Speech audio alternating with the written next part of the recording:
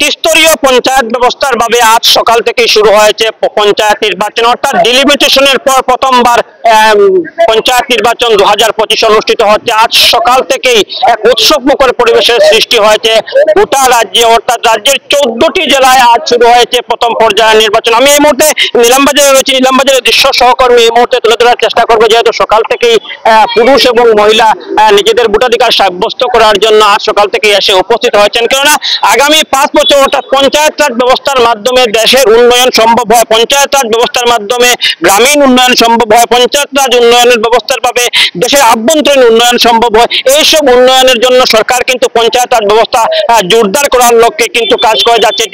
Delimitation সম্পূর্ণ হয়েছে এবং ডিলিমিটেশন সম্পূর্ণ হবার প্রথমবার ভাবে নির্বাচন অনুষ্ঠিত হয়েছে। মন্তব্য নেওয়ার চেষ্টা করবো, কি বলবেন ডিলিমিটেশনের পর প্রথমবার নির্বাচন, কি ধরনের প্রার্থী আপনারা চয়ন করবেন এবং যেহেতু আপনি একজন প্রার্থী, কি ধরনের প্রতিশ্রুতি দেবেন? আমরা দুর্নীতিমুক্ত পঞ্চায়েত গঠন করতে চাই। আমাদের আগে কংগ্রেস আমলে যা দুর্নীতি হয়েছে বর্তমানে তা আমরা মুছে ফেলার চিন্তা করছি। আগে আইওআই থেকে নিয়ে ফ্লাড ড্যামেজ থেকে নিয়ে যা কিছু হয়েছে সব দুর্নীতি হয়েছে। আমরা এবার দুর্নীতিমুক্ত পঞ্চায়েত গঠন করতে চাই, তাই আমাদের ক্যান্ডিডেট সব দুর্নীতিমুক্ত ক্যান্ডিডেট এবার আমরা বাছাই করব। দুটো ইতিমধ্যে সম্পূর্ণ হয়েছে, যেহেতু ডিলিমিটেশনের প্রথম নির্বাচন কোন ধরনের এফেক্ট পড়েছে? কি ডিলিমিটেশনে বিরাট এফেক্ট পড়েছে। যেবার যারা এই ডিলিমিটেশনে এক পরিবারের লোক দুভাগে বিভক্ত করেছে, এবার এই পঞ্চায়েত নির্বাচনে এদেরকে সুষ্ঠু জবাব দিবে ভোটাররা ব্যালটের মাধ্যমে। ধন্যবাদ। এই মুহূর্তে আমি দৃশ্য দেখানোর জন্য সহযোগীকে অনুরোধ করছি, যেহেতু পঞ্চায়েত নির্বাচন 2025 এবং 2025 পঞ্চায়েত নির্বাচনের জন্য কিন্তু সকাল থেকে এক উৎসবমুখর পরিবেশের সৃষ্টি হয়েছে। এই মুহূর্তে আমি উপস্থিত আছি 161 নং মেয়াবাড়ি এলপি স্কুল, এবং কিভাবে ভিড় আপনারা এই মুহূর্তে পরিলক্ষিত হচ্ছেন, যেহেতু ইতিমধ্যে নির্বাচন অনুষ্ঠিত হচ্ছে পুরুষের সাথে এবং মহিলারাও কিন্তু এখানে এসে উপস্থিত হচ্ছেন তাদের ত্রিস্তরীয় পঞ্চায়েত ব্যবস্থার যে প্রার্থী রয়েছেন সেই প্রার্থী চয়ন করার জন্য। যেহেতু এবারের যে নির্বাচন রয়েছে এই নির্বাচন কিন্তু প্রায় বলতে হবে এখানে 8,60,000 শ্রীভূমি জেলায় ভোটার রয়েছেন এবং সেই ভোটার তাদের প্রার্থী চয়ন করবে। কেননা 8,60,000 ভোট রয়েছেন এবং তারা ত্রিস্তরীয় পঞ্চায়েত ব্যবস্থার জন্য তাদের প্রার্থী চয়ন করবেন। যেহেতু আমি শ্রীভূমি জেলার তথ্য এই মুহূর্তে তুলে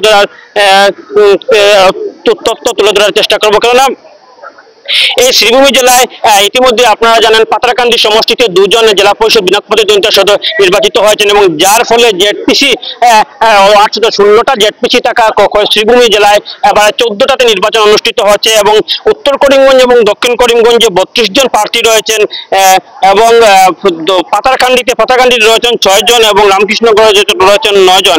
আঞ্চলিক পঞ্চায়েত সদস্য ইতিমধ্যে পাতারকান্দি এবং রামকৃষ্ণগড়ে বিনা প্রতিদ্বন্দ্বিতা প্রায় বেশ কয়েকজন প্রার্থী জয়ী হয়েছেন। যেহেতু শ্রীভূমি জেলায় 95টি পঞ্চায়েত রয়েছে এবং 95টি পঞ্চায়েতের মধ্যে বেশ কয়েকটি এমপি সদস্য ইতিমধ্যে বিনা প্রতিদ্বন্দ্বিতায় জয়ী হয়েছেন। যেহেতু আঞ্চলিক পঞ্চায়েত সদস্য শ্রীভূমি অর্থাৎ উত্তর করিমগঞ্জ এবং দক্ষিণ করিমগঞ্জে 143 জন প্রার্থী প্রতিদ্বন্দ্বিতা করছেন, পাতারকান্দিতে 42 জন এবং রামকৃষ্ণনগরে 40 জন প্রার্থী প্রতিদ্বন্দ্বিতা করছেন এবং ওয়ার্ড সদস্য, যেটা গ্রামীণ পঞ্চায়েত ব্যবস্থার শক্ত কাঠামো তৈরি করার লক্ষ্যে ওয়ার্ড সদস্য নির্বাচিত করা হয়, সেই ওয়ার্ড সদস্যে এই মুহূর্তে বলতে হবে উত্তর করিমগঞ্জ এবং দক্ষিণ করিমগঞ্জে 1335 জন প্রার্থী প্রতিদ্বন্দ্বিতা করছেন এবং পাতারকান্দিতে 543 এবং রামকৃষ্ণগড়ে 449 জন প্রার্থী প্রতিদ্বন্দ্বিতা করছেন এবং এইসব প্রার্থীর ভাগ্য চয়ন করবেন প্রায় 8,60,000 ভোটার। ত্রিস্তরীয় পঞ্চায়েত ব্যবস্থার জন্য কড়া নিরাপত্তা ব্যবস্থা করা হচ্ছে। সহযোগী দৃশ্য এই মুহূর্তে তুলে ধরার চেষ্টা করছেন।